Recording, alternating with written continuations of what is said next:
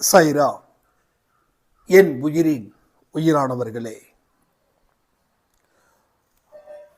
எது நடந்தாலும் நம்ம வாழ்க்கையை முடிஞ்சிடுச்சுன்னு ஒரு நிலைக்கு நாம வந்துடுறோம்.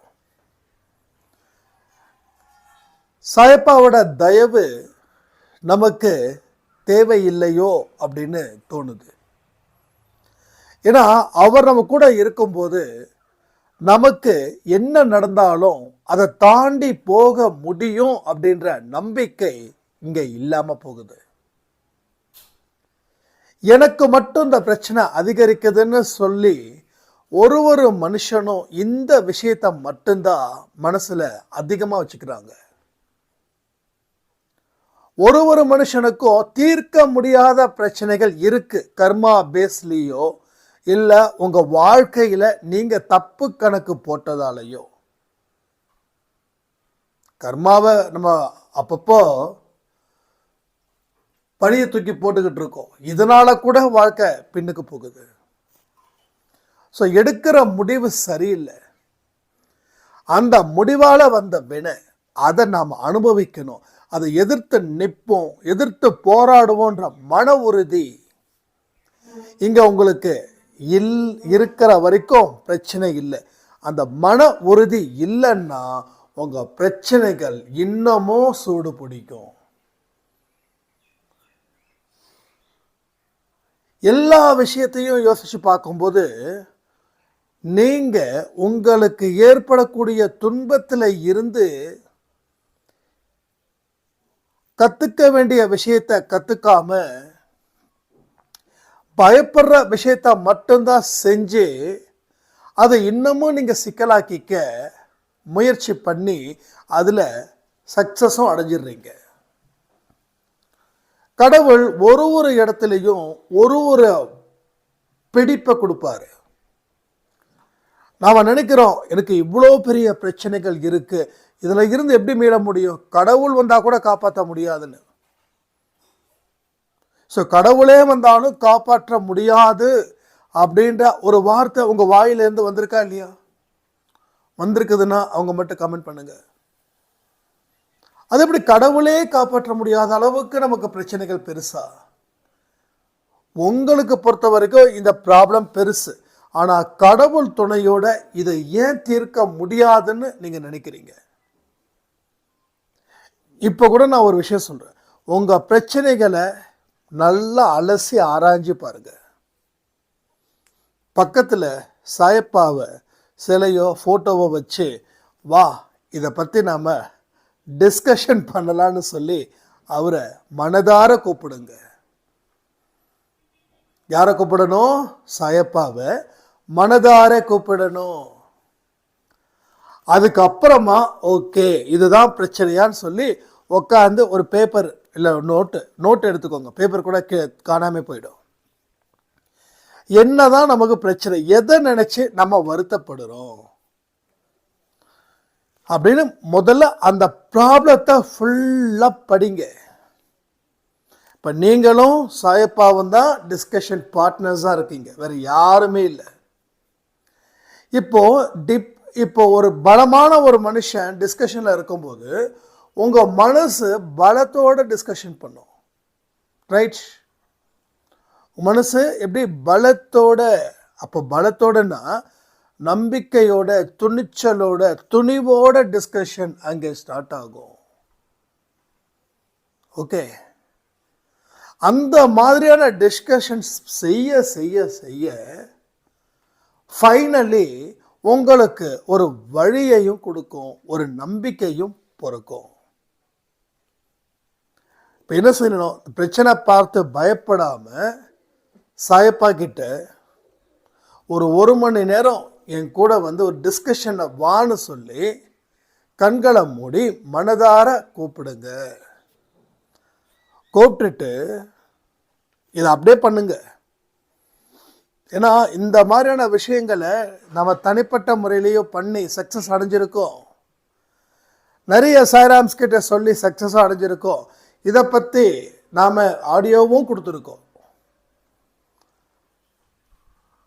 நீங்கள் ஒரு சேரில் உட்காடுறீங்க, ஆப்போசிட்டில் ஒரு சேரை போடுங்க. ஆனால் இந்த விஷயத்தை யாருக்கும் சொல்லக்கூடாது. சொன்னீங்கன்னா போச்சு. ஏன்னா மற்றவங்களுக்கு புரிஞ்சிக்கக்கூடிய தன்மை கிடையாது. ஆப்போசிட்டில் ஒரு சேரு, அந்த சேரில் அவர் உட்காந்துட்டு இருக்காரு, நீங்கள் உட்காடுறீங்க, பேப்பர் நோட் எடுக்கிறீங்க, எழுதுறீங்க. உங்கள் மனசுக்குள்ளேயே நீங்கள் பேசிக்கிறீங்க. நீங்கள் மனசுக்குள்ளே என்னென்ன பேசிக்கிறீங்களோ அதை எல்லாத்தையும் எழுதுறீங்க. எழுதி இப்படி இருக்குது, இது இருக்குது, ஓகே இப்படி பண்ணலாமா அப்படி பண்ணலாமான்னு அந்த நோட்டில் நீங்கள் என்னெல்லாம் எழுதணும்னா உங்கள் மனசில் இருக்கக்கூடிய அத்தனை விஷயத்தையும் எழுதணும். அதுக்கப்புறம் பதில்கள் ஆட்டோமேட்டிக்காக உங்கள் கூட ஒருத்தர் டிஸ்கஷனில் இருக்காரு, அவர் எழுதுவார். அந்த பதில்களை ஒரு தடவை படிங்க. இப்போ அந்த பதிலில் நம்பிக்கை வரலை அப்படின்னா ஒரு வாரத்துக்கு விட்டுருங்க. மறுபடியும் இன்னொரு வாரத்துக்கு அதே வாரத்தில் அடுத்த வாரத்தில் ஒரு டிஸ்கஷன் வைங்க அவர் கூட. ஸோ இந்த 3 டிஸ்கஷன் வீக்லி இருக்கட்டும்.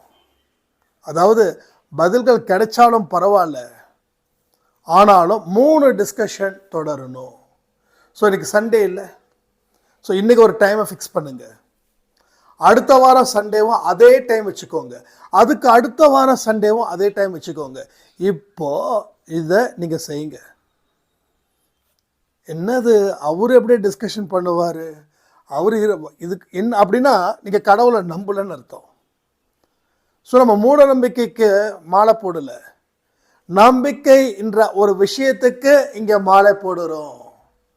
ஸோ ஒவ்வொரு வாரமும் 1 மணி நேரம் உங்கள் வீட்டில் எவருக்கும் சொல்லாமல் ஒரு டைரியை எடுங்க, உங்கள் பிரச்சனைகளை எழுதுங்க, அதுக்குண்டான கேள்வியையும் எழுதுங்க, அதுக்குண்டான பதில்களையும் எழுதுங்க.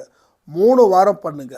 4வது வாரத்தில் இருந்து உங்களுக்கு அந்த பிரச்சனைகளை ஸ்டார்ட் பண்ணுவதற்கு உண்டான முகாந்திரம் கிடைக்கும். ஸோ இது மூலமாக உங்கள் வாழ்க்கையில் நீங்கள் உயர்வு அடையலாம். ஸோ இதை நம்பிக்கையோட இந்த விஷயத்தை வாரம் 3 வாரம் தொடர்ந்து செய்கிறவர்களுக்கு சாயப்பாவுடைய அருளும் ஆசீர்வாதமும் அவருடைய வழிகாட்டுதல் தன்மையும் உங்களுக்கு நிச்சயமாக சேரும். ஆனால் ஒருவருக்கும் சொல்லாதீர்கள், யாருக்கும் சொல்லாதீங்க. நான் இப்படி பண்ணுறேன். நம்மளோட பிரச்சனை என்னென்னா சக்ஸஸ் அடையிறதுக்கு முன்னாடி நாம் இந்த விஷயத்தை பண்ணுவோம். இப்போது உங்கள் வீட்டில் ஒருத்தவங்க கிட்ட சொல்லும்போது இது என்ன சுத்த பைத்தியக்காரத்தனமாக இருக்கு, சாமியை கும்பிட்டா போதாதா, எதிரில் சேரை போட்டு உட்கார வைக்கணுமா, அவர் எப்படி வருவார்? அப்போ சாமியை கும்பிட்டா போதுன்னா இத்தனை நாள் சாமியை கும்பிட்டீங்களே, அதுக்கு என்ன ரிசல்ட் கிடைச்சது? அதாவது சின்ன வயசில் நம்ம பயப்படுவோன்னு நம்ம சாப்பாடு சாப்பிடாமல் இருப்போம். அப்போ எதிர் வீட்டில் இருக்கக்கூடியவர் ஒரு கருப்பு பெட்ஷீட்டை போட்டு பயப்படுத்தி சாப்பாடு ஊட்டுவாங்க. அப்போ இந்த குழந்தை நினைக்குமா, பூச்சாண்டி வருவான், இல்லாட்டி நம்ம சாப்பிடணுன்னா தூக்கிட்டு போயிடுவான்னு. இப்போது நாம் அது மாதிரி பூச்சாண்டி காட்டினா நம்ம பயப்பட மாட்டோம், என்னால் தாண்டி வந்துட்டோம். அப்போ நம்ம மனசு எதையோ பார்த்து பேதளிச்சிருக்குது, ஏதோ பார்த்து நடக்காதுன்னு நம்புது. இப்போ அதை நடக்க வைக்கிறதுக்கு உண்டான வழிகள் தான் நீங்கள் சாயப்பா கூடவே இருப்பதற்கு உண்டான வழிகளாகவும் இது அமையும். அதனால் தொடர்ந்து செய்யுங்க. அடுத்த 3வது வாரத்துக்கு மேலே உங்கள் வாழ்க்கையில் நிச்சயமாக நடக்கும். இது எந்த பிரச்சனையாக இருக்கிறவங்களும் செய்யலாம். அதே போல் ரொம்ப ரகசியமாக வைக்கணும் உங்களோட பிரச்சனைகளை அப்படின்னா நீங்கள் எழுதக்கூடிய பேப்பர் இல்லை நோட்டு மற்றவங்களுக்கு தெரியாமல் வச்சுக்கோங்க. ஏன்னா அது ரொம்ப இம்பார்ட்டன்ட். கடைசியில் சிக்கலில் மாட்டிக்கக்கூடாது. வீட்டில் இருக்கக்கூடிய பொதுவான பிரச்சனைகள்லாம் பிரச்சனை இல்லை, உங்களுக்கு தனிப்பட்ட முறையில் சில பிரச்சனைகள் இருக்குது, அதுலேருந்து வெளியில் வரணும் அப்படின்னா கொஞ்சம் ரகசியம் பாதுகாக்கப்படணும்னா கொஞ்சம் ரகசியத்தோடு எழுதுங்க. கடவுள் உங்களை கண்டிப்பாக மன்னிப்பார். அதே போல் கடவுள் நல்ல ஒரு வழியையும் அவர் காட்டுவார்னு சொல்லி இந்த பதிவை நான் முடிக்கிறேன். ஜெய் சாய்ராம்.